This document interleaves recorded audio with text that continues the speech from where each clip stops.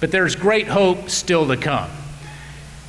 You know, having come from poverty and conquered it, having used those gifted hands to heal.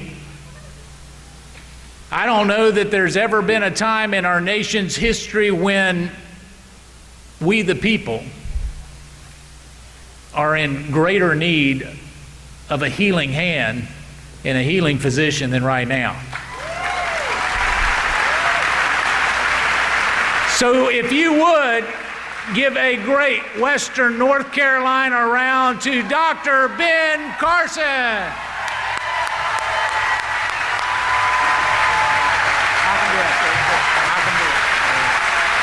Thank you. Thank you so much. Thank you. Thank you. Thank you. Thank you very much. Well, I am absolutely delighted to be here. Can we turn this on?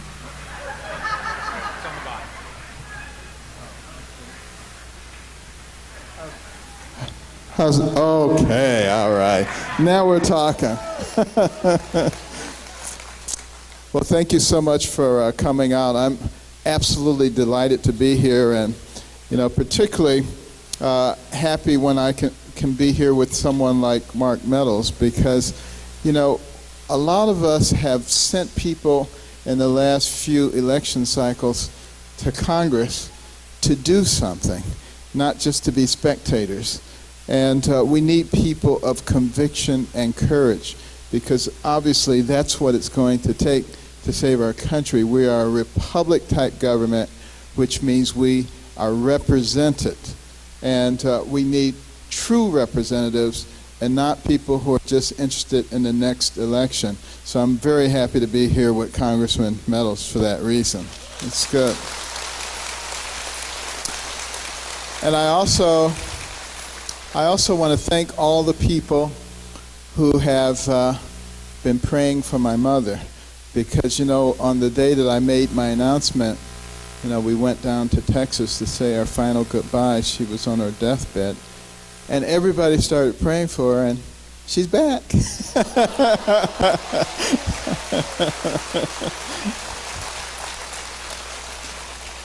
But I'll tell you, this is a Faith and Freedom Summit. And, when it comes to faith and freedom, I don't know of anybody who had more faith than my mother. And she was looking for freedom through education. She was one of 24 children and got married when she was 13, trying to escape the dire poverty and despair in rural Tennessee. And, she married my father and they moved to Detroit. And a few years later, she discovered that he was a bigamist, had another family. And she only had a third-grade education, so now she had the responsibility of trying to raise us by herself. And the interesting thing about her is she absolutely refused to be a victim. And she always thought that there was something that she could do. And no matter what was going on, she never felt sorry for herself, which was a good thing. The problem is she didn't feel sorry for us either. So there was never an excuse that we could offer that she found satisfactory. She would always say, "Do you have a brain?" And if the answer to that was yes, then you could have thought your way out of it. And, that was always her mantra. But she was very disappointed that I was such a bad student. And my brother was such a bad student, too. My nickname was Dummy. That's what everybody called me, Dummy. And I didn't like it very much. But I was actually pretty good at getting back at people. I was very good at one thing in particular, and that was getting other people kicked out of class. I was an expert at that, because I would study my classmates and figure out what made them really, really angry. And then I would just irritate them until they were about to explode. But I would never push the last button to make them explode until we were in class and the teacher was nearby.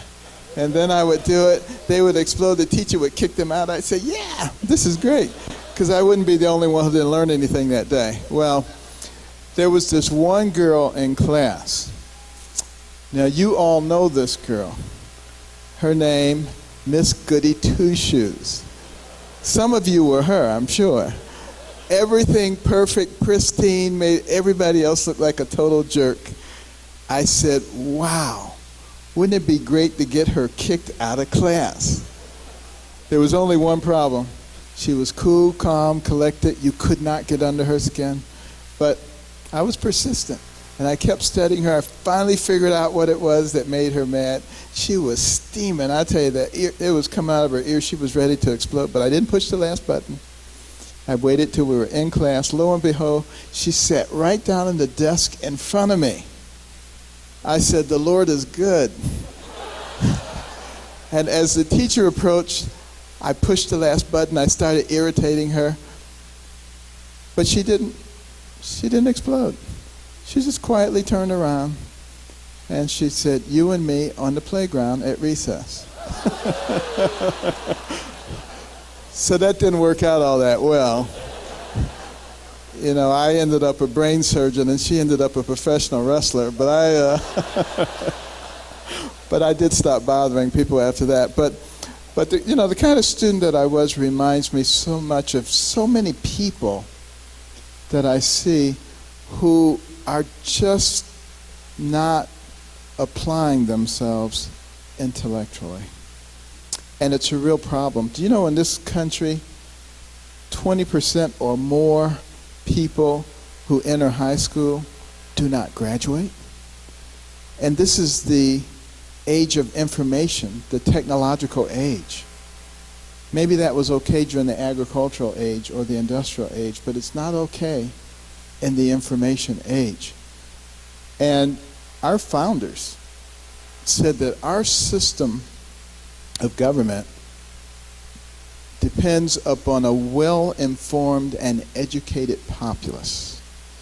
And they said if the populace ever becomes other than that, the nature of our country will change. Why did they say that? Because they knew that if people were not well informed, it would be very easy to manipulate them. All it would require was dishonest politicians and media willing to go along with them. And the course and direction of the country would very rapidly be altered. And that's why it is so important for people to inform themselves and to pay close attention to what's going on. For instance, in today's world, if somebody is not well informed and is not paying attention, and a politician comes along and says, the economy's great, the unemployment rate is down to 5.5%. We're just doing fabulous. Well, if you're not very well informed, you say, oh man, yeah, things are great. Look how wonderful this is. But if you are well informed, you know that that number can be manipulated to be made to be anything you want it to be, depending on who you include and who you exclude, and that the real number is the labor force participation rate, which is the percentage of people eligible to work who are actually working. And that number has been going down steadily since 2009 and is now at its lowest ebb in 37 years. But you wouldn't know that unless you were informed. And that's why it's such a critical thing. We also need to be informed about what's going on with the economy in this country. You know, we all are somewhat horrified when we hear that we have a national debt of $18.4 trillion. Now, we can say that number, but does anybody actually know what that number means? It's such a big number. But let's just round it off and say 18 trillion. What if we wanted to pay that off at a rate of $10 million a day? 365 days a year. You know how long it would take? 5,000 years. That's what we're putting on the backs of our children, our grandchildren, the following generations. Thomas Jefferson said it's immoral to pass debt on to the next generation. I mean, if he could see what was going on today, he would have a seizure. He would not be able to understand what in the world is going on. But you know what? That's the good news. It's much worse than that. When you go home tonight, look up something called the fiscal gap. Now, politicians don't talk about the fiscal gap because it's too horrifying and they want to get reelected. But since I'm not a politician, I can tell you about it.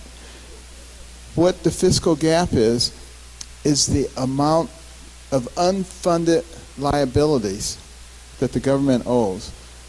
Social Security, Medicare, Medicaid, all the various cabinet department programs, all the things that are owed, and these things aren't on the books, by the way, versus the expected revenues from tax receipts and other sources. Now, those two numbers should be very close to the same. And when they're not, there's a gap. Well, that gap today sits at $211 trillion. Now, that's an unimaginable number, $211 trillion. Now, the only reason that we can sustain that level of debt is because the U.S. dollar is the reserve currency of the world. And by the way, I did mention that number when I made my announcement speech, the $211 trillion. The next day, the liberal media was out saying, Carson's crazy. What is he talking about? There's no such thing as, and they're all this stuff. And then the day after that, Forbes came out with an article that says 17 Nobel laureates in economics and 1,200 economics professors agree with Carson. Well,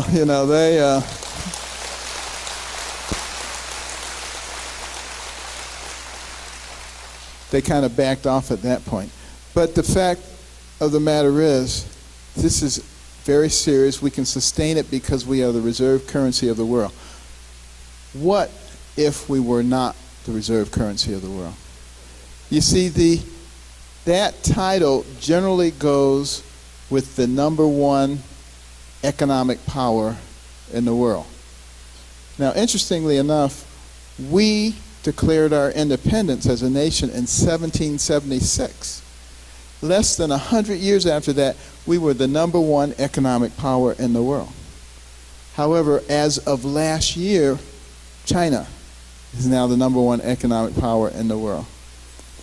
And they would love to be the reserve currency, but their banking system is in shambles. Fortunately for us, we got a little bit of a reprieve, although if you've been following it carefully, you know that the Asian International Investment Bank has recently been created, and a lot of people are getting involved in it, and they may be able to resolve some of those issues. So we have a limited window to fix this, because if we can't print money and we have that level of debt and we have nothing to anchor our money to, what will happen here?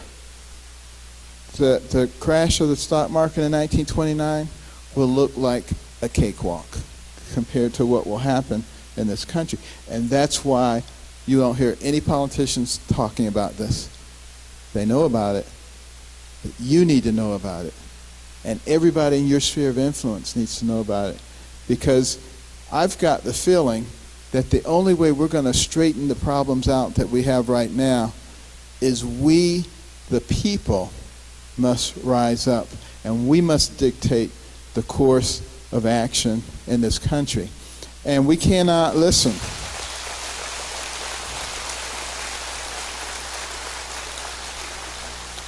We cannot listen to the political pundits and the political class, because they have led us down this pathway, and I see no indication that there's going to be any big change anytime soon. We do have to continue to elect the right kinds of people in Congress. That is essential. And we've put a lot of them in the last few years, but they need real leadership with a real spine, with real courage, because they're not being sent to Congress to be a spectator, to watch a hyperactive court and a hyperactive executive. They need to be exerting themselves as only Congress can, because they're the only body with the ability to make laws in this country. Nobody else can do it, and they have to step up to the plate and do it.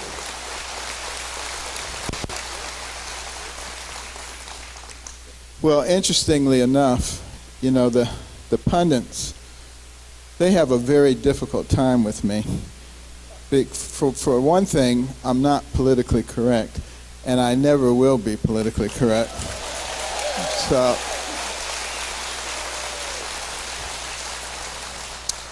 and I hope you won't be politically correct either, because that's how they control us.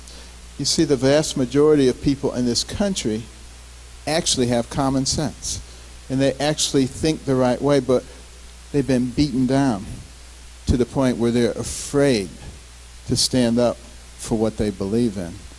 And that's all the progressives want. If you read Saul Alinsky's book, Rules for Radicals, that's the first rule. They don't care whether you agree with them, as long as you keep your mouth shut. Don't say anything and sit down and get out of the way.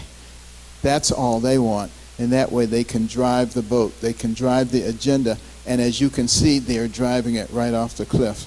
So we clearly are going to have to be the ones who stop that. Now, the other thing that they do is they try to create division and strife amongst the populace. They want us to think that we're each other's enemies. And that's why you have a war on women.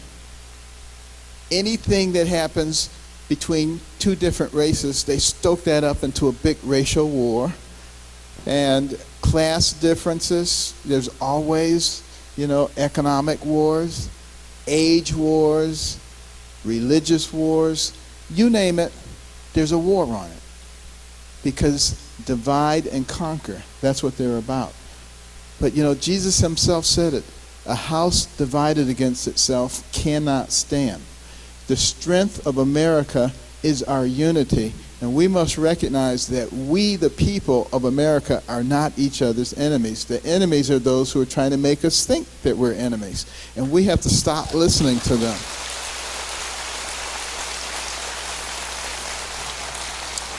And the issues that affect us, they're not conservative or liberal issues. They're not Democrat or Republican issues. They're American and anti-American issues. That's what we need to understand, because I got to tell you something. When the Islamic jihadists get over here and they're ready to behead you, they're not going to ask you if you're a Democrat or a Republican. They're just going to cut your head off. And when that collapse comes to our economy, if we don't wake up soon, everybody's going down, not just one group or another group. And so we have to begin to think collectively for what really works for all of the people. And I don't like to bring up problems without having solutions. And as far as the economic problem that we have, first of all, we need to understand it. I just gave you some degree of understanding of it, but recognize that from 1850 until 2000, our economy grew at an average rate of 3.3% per year. From 2001 until 2014, it grew at a rate of 1.8% per year. This past quarter, it has been negative growth. That's where we're going. And now, why has the economy slowed down so much? Many economists will tell you that when the GDP to debt ratio reaches 90%, sluggishness in the economy is a result. Our GDP to debt ratio is 103%. So we blew right past the 90%, and that's why we're not making any substantial progress. So we have got to get our GDP up, and we have got to get our debt down. Now, how do we begin to do that? Well, to get a quick jump start, recognize that we have over $2 trillion of free American assets and money overseas, because American corporations have been doing a lot of work over there. Now, our Secretary of Treasury, Jack Lew, says that they're unpatriotic because they're making money overseas to avoid the high taxes here. That's not being unpatriotic, that's being smart. You know, if you go into business, you don't go into business to support the government, you go into business to make money. So obviously, if the government is smart,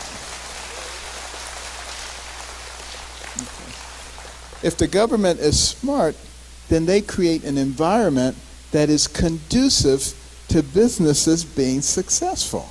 That's elementary, my dear Watson. I don't understand why they can't seem to understand that. But at any rate, there's all that money over there. What I would propose is a 6-month hiatus in that tax.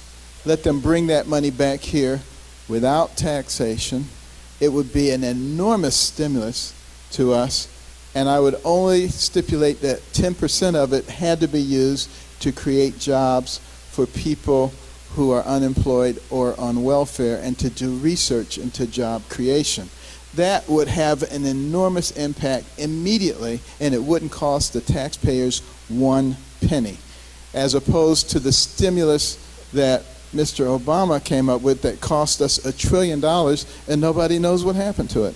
You know, we have to do better than that. And then the other thing, to get that economic engine rolling again, the number of regulations are absolutely strangling everybody.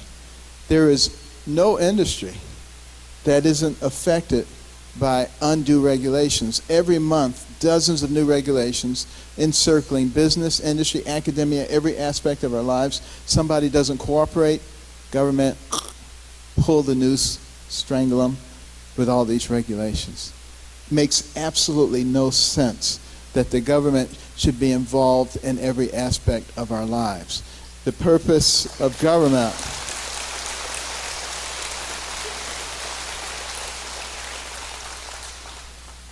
is there to facilitate life, liberty, and the pursuit of happiness, but the country is about the people, of, for, and by the people. We have to keep that as the principle.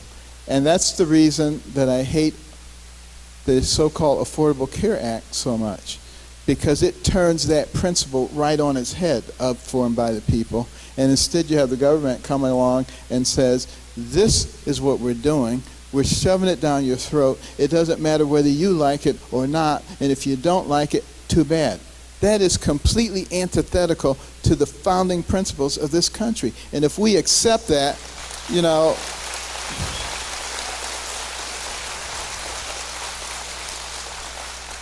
if we accept that, all the sacrifices of those people who came before us is for naught. And it's not that I don't want people to have good health care. I do want people to have, I want them to have the best health care in the world. We spend almost twice as much per capita on health care as most other nations. And yet, what a mess we have.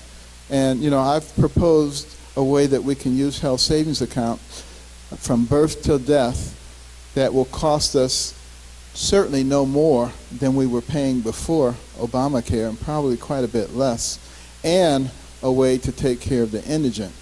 And, you know, people have to look at what I've written about this because I think it makes a tremendous amount of sense. But the important thing is that we get rid of something that is so oppressive to the people. And bear in mind with the employer mandate, it used to be when you started a company, you were so excited. And you called your mom.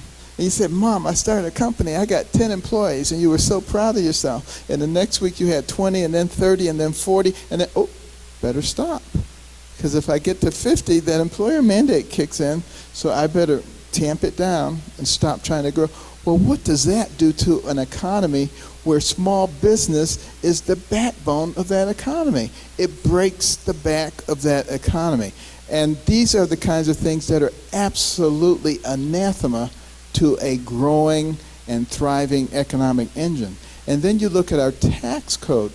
In addition to the corporate tax, which we need to lower, certainly to the level commensurate with others, and probably even lower than that so we can start drawing people in rather than repelling them. But the tax code for everybody, it's 80,000 pages long.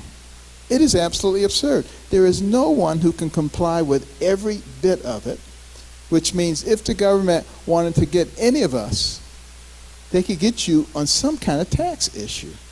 That's the precursor to a totalitarian government.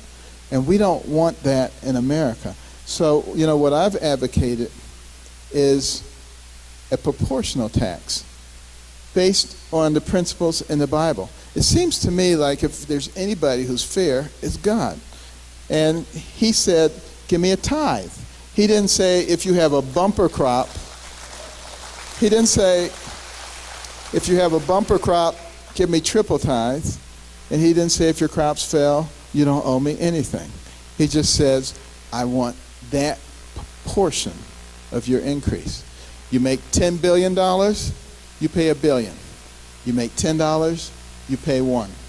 And you get the same rights. What could be fairer than that? But you have to get rid of all the deductions and all the loopholes so that nobody has any advantage.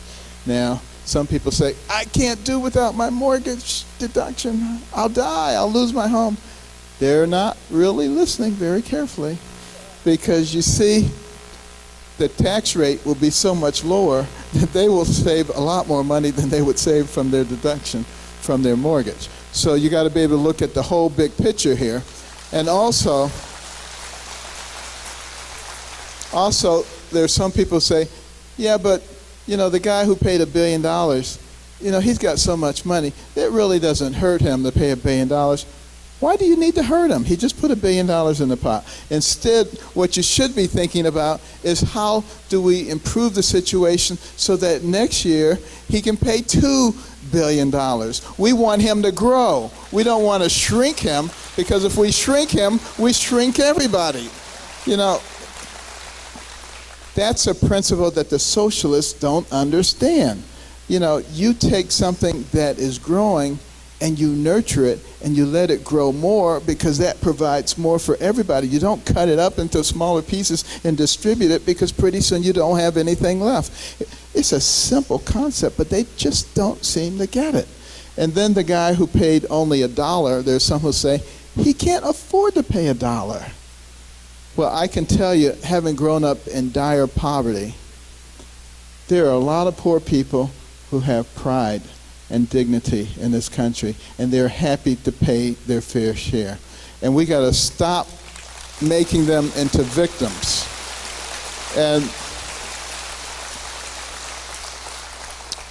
what they would appreciate more than you patting them on the head and trying to make them into your little puppet, what they would appreciate more is fixing the economy so that they can climb the ladder of opportunity and become an important part of the strength and fabric of our nation. That's what America is all about. Also, if everybody is a part of that tax structure, and this is the part that the politicians really don't like me to say, but I'm going to say it anyway. If everybody is a part of it, it makes it real hard for them to raise taxes. It's easy to raise taxes on 1%, 2%, or 5%. It's real hard to raise taxes on 100%. And that's why we have to have all together. That's how we protect ourselves. Well, those are some of the things that are about in the process of destroying us. But the other thing that I just want to briefly mention is immigration. All the people who are being brought in here, costing taxpayer money in a situation where we can't afford it. If we could afford it, I would be happy to take care of the entire world. But we do have an immigration problem with illegal immigrants. And the good thing is we can solve that problem very easily by sealing all of our borders, south, north, east, and west. It does not require fences, by the way. We have a number of sophisticated mechanisms that we can use. It doesn't require walls and fences in the entire perimeter. But once you seal that border, that's only part one. And by the way, it's not just because I'm afraid of somebody coming from Mexico or Honduras. It's terrorists. There are jihadists who want to destroy us and our way of life. There is some urgency to sealing our borders. And then you have to turn off the spigot that dispenses all the goodies, including jobs. And if you don't have any goodies and you have a tough border to get through, there won't be any reason for them to come. That'll stop the inflow. You still will have 11 million people here. What are you going to do with them? Some of them don't know any other country. But what we have to do in those cases is we have to give them a way to become guest workers so that they can come out of the shadows. They get registered and they get into a program to pay back taxes, and they pay taxes going forward. But they don't have to live in the shadows. They do not get voting rights. They do not become citizens. If they want that, they get in the back of the line and they go through just like everybody else, because we have to.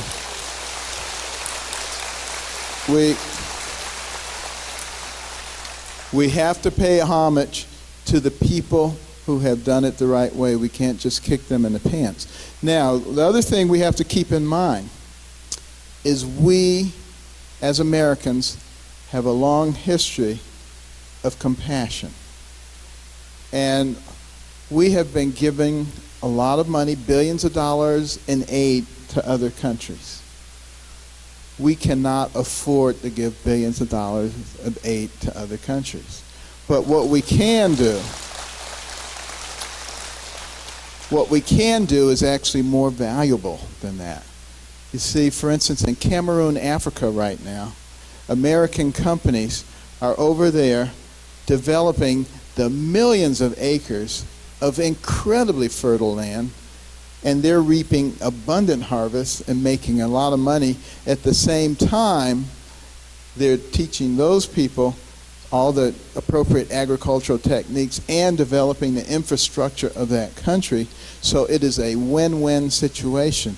That's the same thing we should be doing in this hemisphere, in Honduras and El Salvador and Mexico, because if we can make those places prosperous, then they will not need to come here. Our companies can at the same time help themselves and help others. See, that's the kind of thing that America used to be known for.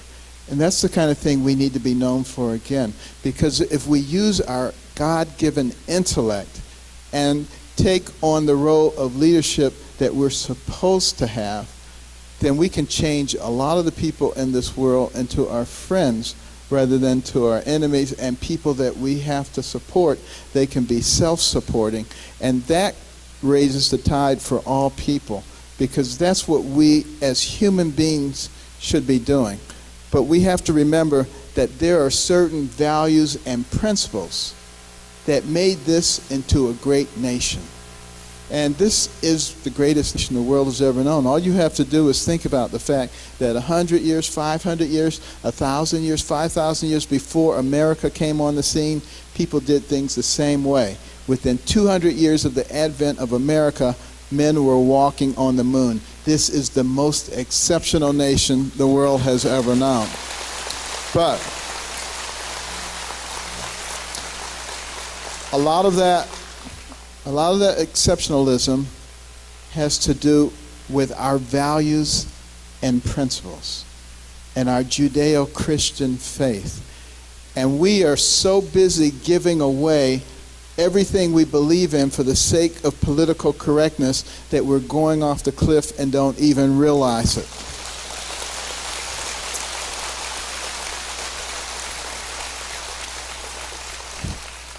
And here's the solution. Every single person here has a sphere of influence. You need to use it. In the pre-revolutionary days, they were very concerned about the tyranny of King George III, and they began to get together in their town hall meetings, and they talked about what kind of America did they want to pass on to their children and their grandchildren. What were they willing to fight for? What were they willing to die for? And they encouraged each other.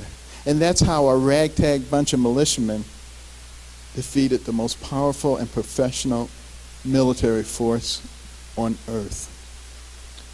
We have a similar challenge today, and the solution is the same. We must talk to everybody in our sphere of influence. We must get them active.